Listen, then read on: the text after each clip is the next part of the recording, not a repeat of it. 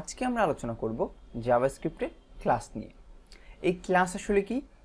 Class হচ্ছে অনেকটা অবজেক্টের টেমপ্লেটের মতো। আমরা যদি একটা অবজেক্টে কোনো প্রপার্টি দিয়ে সেটা বারবার ইউজ করতে চাই, তখন এই কাজটা আমরা খুব সহজেই করতে পারি যদি আমরা সেই অবজেক্টটাকে অবজেক্টে না রেখে একটা ক্লাসে রূপান্তরিত করি। তো ব্যাপারটা অনেকটা এরকম। তো সিনট্যাক্সটা শুরু হবে ক্লাস কিওয়ার্ড দিয়ে এবং তারপরে আমাদের ক্লাসের একটা নাম, আমরা নাম দিতে পারি cls1 এবং তারপরে আমরা দিব সেকেন্ড ব্র্যাকেট। তো এই হয়ে গেল আমাদের class create. But class create করার পরে আমাদের অবশ্যই একটা জিনিস মাথায় রাখতে হবে, সেটা হচ্ছে কনস্ট্রাক্টর। এই কনস্ট্রাক্টর আসলে কি?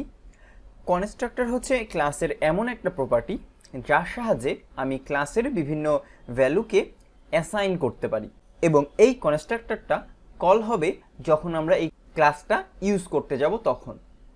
তো শুরুতে আমি কনস্ট্রাক্টর একটা লিখছি, দেখেন কনস্ট্রাক্টর কিওয়ার্ড এবং এরপরে ফার্স্ট ব্র্যাকেট দিব এবং তারপরে ঠিক একইভাবে সেকেন্ড ব্র্যাকেট। এর ভিতরে চাইলেই আমি যে কোনো কিছু লিখতে পারি। আমি এখানে লিখলাম 1 2 3 এবং এখন দেখেন আমি যদি এখানে একটা ভ্যারিয়েবল নিই, let a equal to new cls1 এবং তারপরে ফার্স্ট ব্র্যাকেট।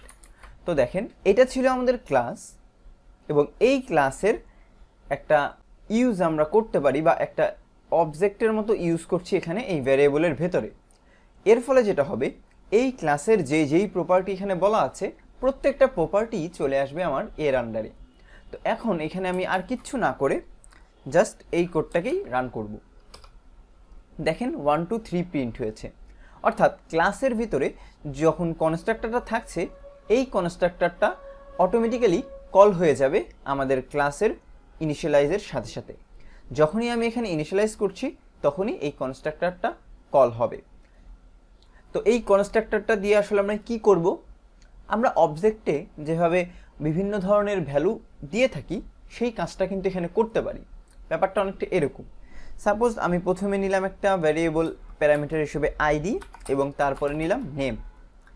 এখন আমি যেটা করব, দিস ডট নেম এই কিওয়ার্ডটা দিয়ে আমি বোঝাবো যে এই ক্লাসের একটা প্রপার্টি হচ্ছে নেম এবং সেখানে যাবে আমাদের এই নেমটা, যেই নেমটা আমি এই প্যারামিটারে রিসিভ করেছি। ঠিক একইভাবে দিস ডট আইডি লিখে আমি অ্যাসাইন করে দেবো আইডিটা যেটা এখানে রিসিভ করলাম। তো এখন যেটা হবে দেখেন, আমরা যখন এই ক্লাসটা অ্যাসাইন করছি আমাদের এ ভ্যারিয়েবলে, আমাদের অবশ্যই এই ভ্যালুটা এখানে পাস করতে হবে, সেটা হচ্ছে 1 এবং তার সাথে আমি একটা নাম দিলাম আলী। এর ফলে যেটা হবে দেখেন, আমি চাইলে এইরকম সেম কাজটাই করতে পারি আর একটা অন্য ভ্যারিয়েবলে এটার নাম দিলাম বি এবং ওর আইডি দিচ্ছি আমি 2 এবং ওর নাম দিচ্ছি আলী 2। তো এখন যদি দেখেন রান দিই, কিছুই কিন্তু প্রিন্ট হলো না। কারণ কি? কারণ হচ্ছে এইগুলা কিন্তু জাস্ট ভ্যালু অ্যাসাইন করেছে আমাদের এই কনস্ট্রাক্টরে। এখন আমরা যদি দেখতে চাই যে আসলেই কি ভ্যালুটা প্রিন্ট হয়েছে নাকি, আমরা যেটা করতে পারবো, তো এর ভিতরে একটা ফাংশন লিখি। তো ফাংশন লেখার ক্ষেত্রে প্রিভিয়াসলি আমরা যেই কিওয়ার্ডটা ইউজ করতাম ফাংশনের, সেটা এখানে ইউজ করা লাগবে না, আমরা শুধুমাত্র নাম লিখে দিব ফাংশনের। তো এখানে আমি লিখছি প্রিন্ট ডাটা, এটা হচ্ছে আমাদের ফাংশনের নাম এবং এর ভিতরে চাইলেই আমি প্রিন্ট করতে পারি দিস ডট আইডি এবং পাশাপাশি কমা দিয়ে দিস ডট নেম। দুইটা পাশাপাশি চলে আসবে বলে মাঝখানে আমি একটা স্ট্রিংয়ের মতো করে যোগ করে দেব দুই সাইডে একটু ফাঁকা স্পেস দিয়ে। আচ্ছা, এখন যদি আমি রান দিই, আচ্ছা রান দেওয়ার আগে আমি যে কাজটা করব, সরি, আমার আগে কল করতে হবে এ ডট প্রিন্ট ডাটা। এখন যদি এটাকে রান দিই আমি, দেখেন 1 আলী। ঠিক একইভাবে এই কাজটা যদি আমি বির ক্ষেত্রে করি,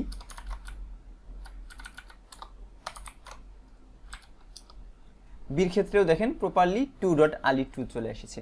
অর্থাৎ আমরা কিন্তু খুব সহজেই একটা ক্লাস ইউজের মাধ্যমে অবজেক্টের যেই প্রপার্টিগুলো ডিফাইন করতাম সেই প্রপার্টিগুলো ডিফাইন করতে পারি এবং এই ক্লাসটা বিহেভ করবে অনেকটা টেমপ্লেটের মতো, অর্থাৎ অবজেক্টের টেমপ্লেটের মতো, যেই টেমপ্লেটটা ইউজ করে আমরা একই জিনিস বারবার ক্রিয়েট করতে পারবো এবং এখানে আমরা ফাংশন যেরকম লিখতে পারবো, ভ্যারিয়েবল বা যাই চাই সেটাও কিন্তু ইনিশিয়ালাইজ করতে পারছি।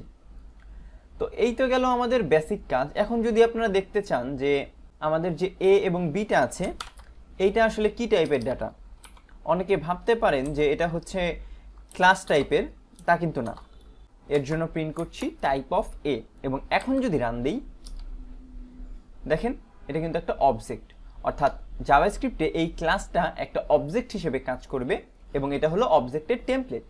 এই টেমপ্লেটটা ইউজ করে আমরা অনেক ধরনের ডিজাইনই করতে পারি।